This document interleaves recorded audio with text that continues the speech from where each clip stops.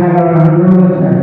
అన్ని సందర్భాలు బాగుంటారు. అందరూ హైదరాబాద్ ఆ పంట హాస్పిటల్ ఆ కారణాలు ఇచ్చారు. విశాఖపట్నం వచ్చారు. ఏంటి అది అవన్నీ సమకూరుకున్నాక పనిస్తే అందరూ వచ్చి దయ బాగుందా దిగుతున్నారు బాగుందా జనం 2 రోజులు ఖాళీ అన్ని కలిసి లేదుగా అన్నారు. గొప్పదేవుడే కొడుకుచ్చావు చచ్చిపోయేవాడు దేవుడు వచ్చేస్తాడయ్యా ఎవరో చేస్తున్నారు. మేము శాఖస్వామి గారు మేము తెచ్చి సందర్భంలో అమ్మగారు కొద్ది మాటలు చేసే ప్రార్థన చాలా వినయమైన దేవుడు వారిలో ఉంటాడు. చనిపోయిన వారిని జాగ్రత్త ఆలయం ఇచ్చాడు దేవుడు. అది నేను ఇంటిపైతే వచ్చాను కానీ పడిపోయానో లేదు చచ్చిపోయానో పడిపోయాను. నాకు ఆ అవగాహన చచ్చిపోయి పొద్దున్నే ఏంటి ఆయన మొక్కలు పడుతున్నారు. చనిపోయి దేవుడు గొప్ప దేవుడు. ఈ ఇంటికి కారణం ఏంటంటే తల్లి గారు అమ్మగారు చక్కగా ప్రార్థన చచ్చిపోయినటువంటి శవాన్ని బయటికి వెళ్ళడానికి ఏ విధంగా ప్రార్థన చేస్తారు. 10వ వచనంలో కనుక తగ్గించుకుని దేవునిలో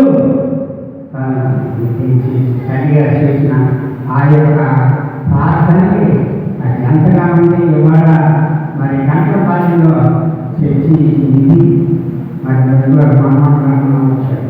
సాక్షి చెప్పుకున్నా మంచాడు. తల్లి గారు వల్ల మీ అందరి వల్ల ప్రార్థన వల్ల మరి దేవుడిగా సంపూర్ణమైన దేవుడిగా మానవులు గుర్తించిన వాళ్ళ పోషించే వాళ్ళు బయటకి ఆయన సాక్షిగాన్ని తల్లిగా చేసే ప్రార్థన నేను వినయమంటూ అందరికీ వందనాలు చేసుకున్నాం. చక్కగా ఆ ప్రార్థన కూడా చేసినప్పుడు ఎంతో సంతోషం. చాలా మంది మాటలు చేస్తాము.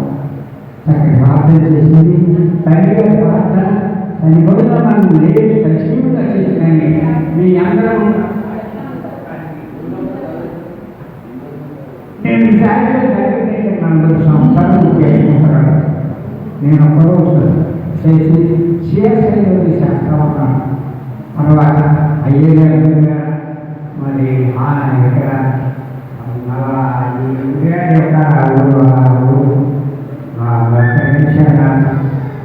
ఏరియాలన్నీ తిరుగుతూ ఉన్నాం. ఆదివారం రోజే 2 చర్చికి వెళ్ళేవాడు.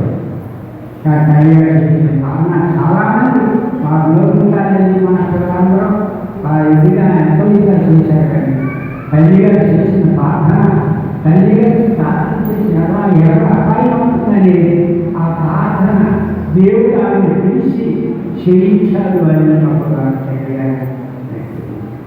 తల్లిగారిని నేను నన్ను వాడాను. మా మామ పదాలు చెప్తారు తల్లిగారి ప్రార్థన.